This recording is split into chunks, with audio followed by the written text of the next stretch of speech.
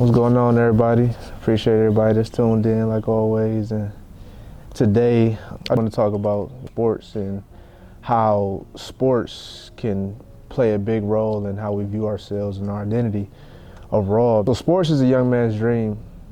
As kids, we grow up idolizing athletes we see on TV, the stars in our neighborhoods, and we're introduced to competition at an early age. For me, I was in love with sports. I was drenched in athletics from the time I came out the womb. I was exposed to sports and played them my whole life. My dreams and eventually my identity became tied to sports.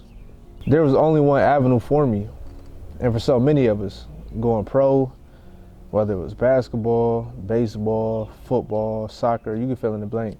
Growing up in the neighborhood, we all know what it feels like playing outside, tackle football games like dynamite, throwing the ball up, and whoever catches it has to score. Playing 21 or 33 at the park, competing at recess. These moments shaped us. That's where the dream starts. In high school, I was always known as an athlete. People knew me as a hooper or a baseball player.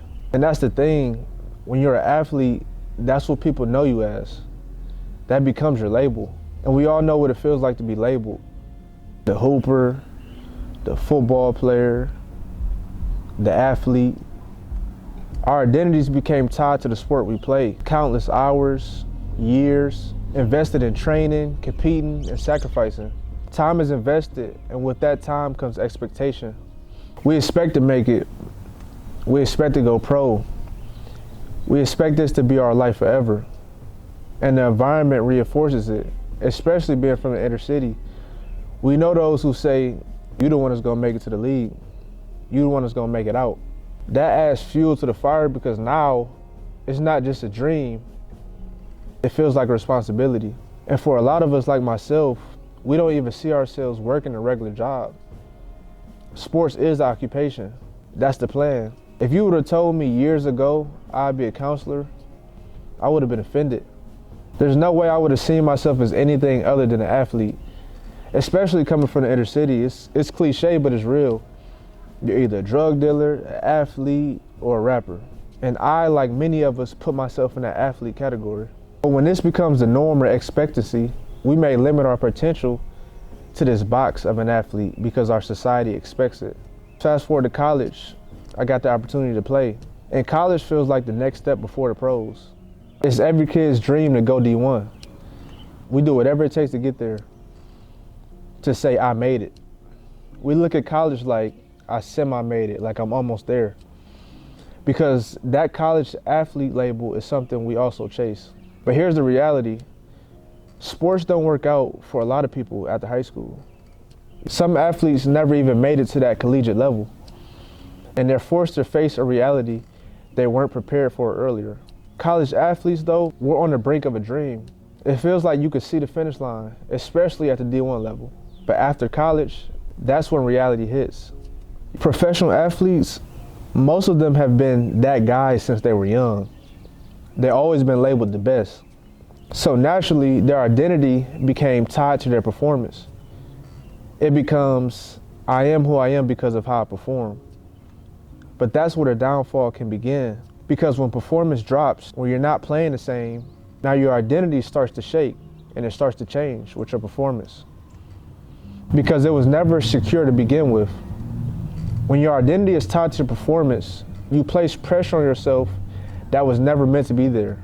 Performance fluctuates, it changes. And when your identity is attached to it, it fluctuates with it. Even beyond performance, just being a professional athlete becomes an identity in itself, one that's highly visible and highly pressured.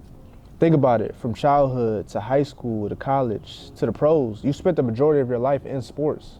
But there comes a point when the ball stops dribbling, the touchdowns stop, and there's an expiration date on your athletic career.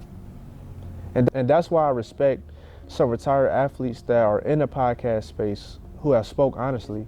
A lot of them talk about depression after retirement and how they were faced with an identity crisis because sports was their whole life. That adjustment phase is real, and I can speak on this personally. When I stopped playing collegiate ball, I went into a deep depression and identity crisis. I didn't know who I was because my entire life has been tied to a sport. And those of you who have been in that space, you know exactly what I'm talking about. It's hard to separate your identity when your whole life has been built around it. Your self-esteem can drop, your confidence can drop, because your ego was tied to being that athlete. For those of us who didn't make it to the pros, it can feel like a dead end. You start saying things like, I can't be regular, or I can't work a 9 to 5, it's ball or nothing. And then comes the dangerous thought, I'm a failure. Now, I don't know who I am. But the truth is, we boxed our identity into something that was never guaranteed, never secure, and never meant to define us. When we place our identity in sports, we place it in something temporary, something that can be taken away. And all that time invested, if we're not careful, can feel like wasted time. I had to come to grips with something. Sports wasn't what God had for me. I had to realize that I'm more than an athlete. God created me for more. And statistically, less than 0.01% of people become professional athletes. So I had to accept the fact that I'm not entitled to that path. For those coming from where I come from, don't box yourself into the identity of an athlete. You were created for more. You don't have to play a sport to prove you're significant. Especially for those who grew up without fathers trying to prove something, you don't need sports to validate you. Ultimately, we all need purpose. We need something that fulfills us beyond performance. And when you seek God, you begin to understand why certain doors didn't open. You're able to let go of resentment and step into your actual calling. The beautiful thing about Christ is this: when you seek Him, your purpose is revealed. Those emotions tied to sports, that hurt, that disappointment, that confusion, they begin to heal when you start walking in what God intended for you, not what you thought your life should be. And for those who are still playing, whether professionally or not, it's okay to love your sport, but don't attach your identity to it, because your identity is not in what you do, it is in who God created you to be. Thank you all again for joining in on this episode, and God bless.